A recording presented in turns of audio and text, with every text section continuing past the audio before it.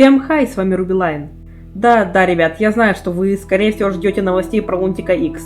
Не переживайте, игра делается, и мы почти вот чуть-чуть доделаем геймплейную часть. Но это видео не про Лунтика. Хотя, знаете, на самом деле нет, как раз таки именно с Лунтика я хочу начать свою новую теорию по Дельтаруну. Скорее всего, вы знаете Лунтик X Fanmade. Эта игра кажется обычной околопародийной фан-игрой по Лунтику X. Но вы даже не представляете, что можно в ней найти. Когда гусеница Вупсини-Пупсини сражается со своими клонами, на фоне играет подозрительно знакомая мелодия.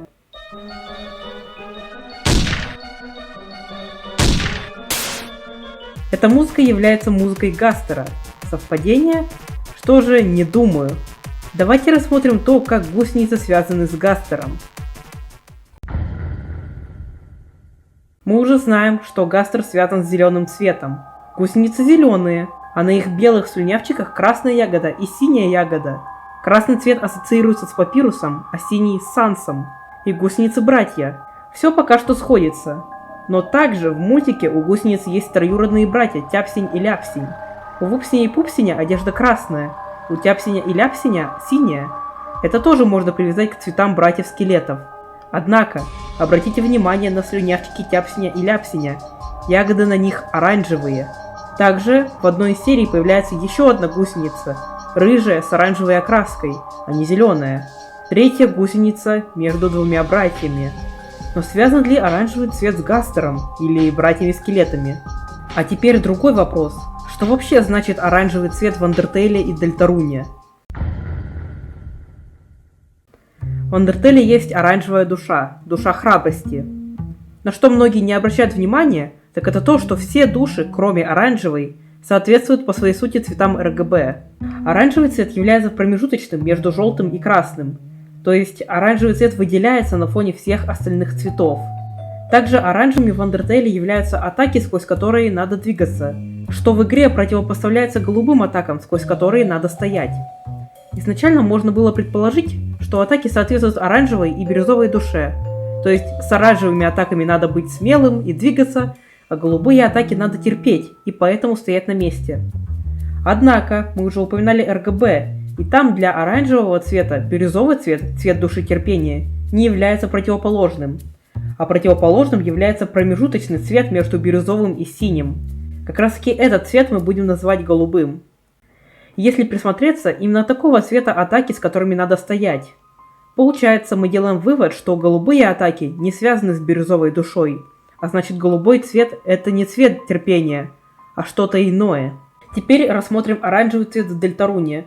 И этот цвет, как оказывается, относительно других цветов довольно редкий. Самое частое, где встречается оранжевый цвет, это полоска очков напряжения. Эта полоска набирается, если мы уворачиваемся от атак таким образом, чтобы нас чуть не задело. Чтобы набрать полную полоску, надо самому быть близко к опасности, то есть быть смелым. Есть также один из персонажей, который ассоциируется с оранжевым цветом, Джекинштейн, с его горящими оранжевыми глазами, а также тыквами. Битва с ним является испытанием на храбрость героев и самого Джекинштейна в дальнейшем. То есть оранжевый цвет является цветом храбрости, выхода из зоны комфорта, преодоления препятствий. А какое самое сложное препятствие в главах Дельтаруна? Секретные боссы. Мотив, который есть в битвах с Джевилом, Спамтоном, Герсоном и в мини-игре Батат, принято называть мотивом свободы. Однако это название придумали фанаты, и пока что невозможно сказать точно, какой на самом деле смысл закладывал Тоби Фокс в этот мотив. Но есть предположение, и оно кроется как раз таки в слове «мотив». Мотив оранжевый. Если взять это во внимание, то все сходится. Мотив, играющий во время сложных испытаний, это мотив не свободы. Это мотив преодоления, мотив храбрости. А теперь вернемся назад к самому началу, то есть к Гастеру. И сейчас я представлю вам особенную теорию. Теорию Гастер-пальчика. Френд – это правая рука Гастера. Причем выглядит как буквально рука с 5 конечностями, пальчиками. Теневых кристаллов также 5, прям как пальчиков на руке. А также 5 глав у Властелина Молота. Спамтон связан с Френдом и с Гастером, и он является куклой. А что нужно, чтобы управлять куклой? Именно засунуть пальчик. Рамп, постоянно говорящий о свободе и ведущий нас к мантии, является розеткой, А мы все знаем, что в розетке как раз таки нельзя совать пальчики. Следовательно, Гастер явно связан с пальчиками. А если брать во внимание, что Гастер зеленый, и представить зеленый пальчик, то тогда он будет похож на огурец. Запомним это. А теперь завернем немного в другую сторону.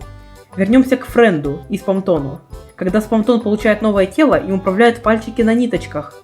То есть происходит то же самое, что в серии смешариков «Кто дергает за ниточки?». В этой серии дергает за ниточки ежик.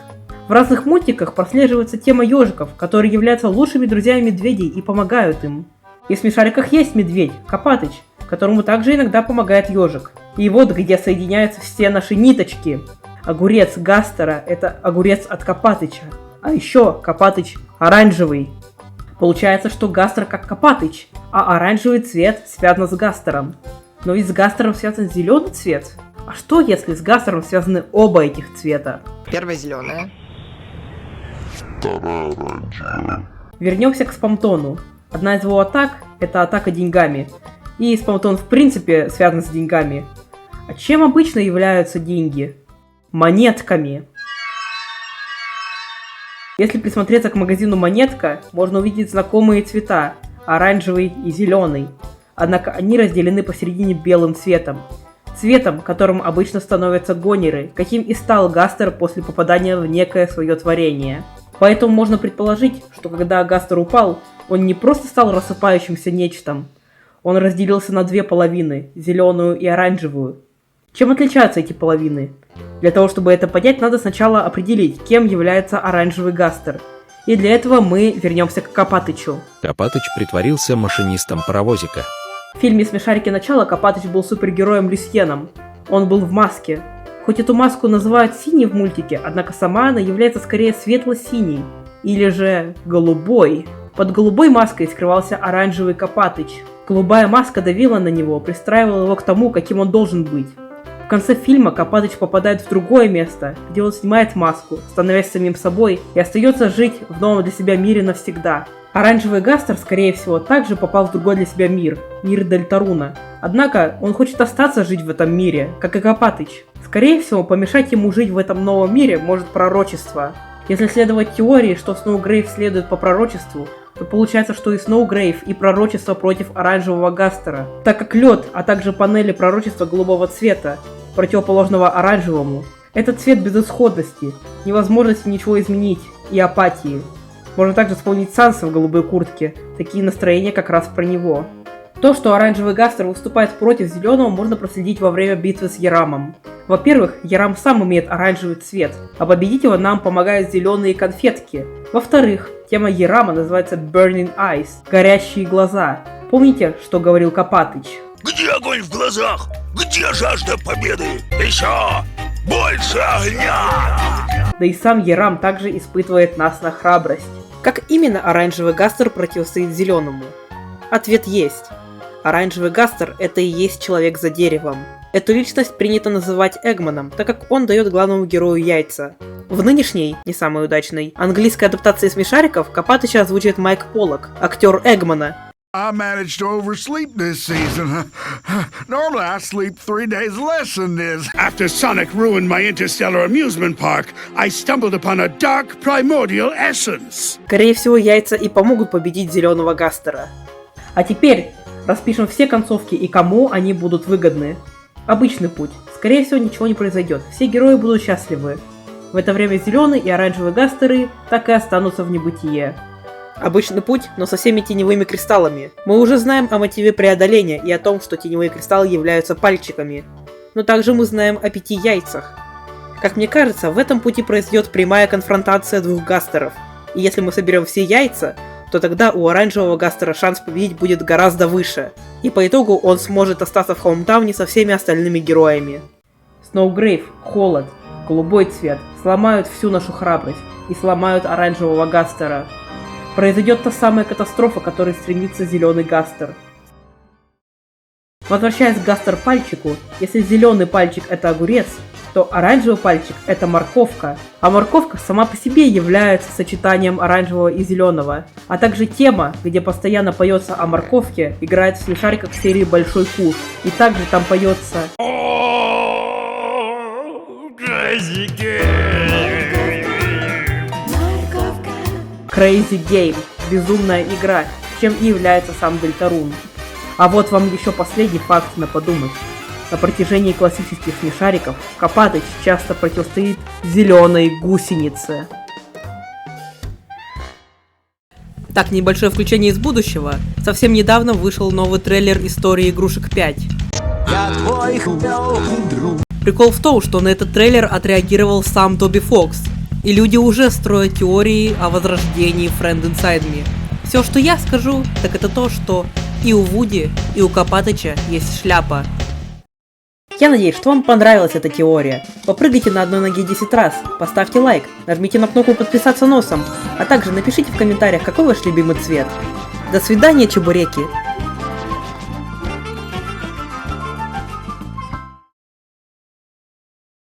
Ежик, ты задрал, ты мне уже все яйца.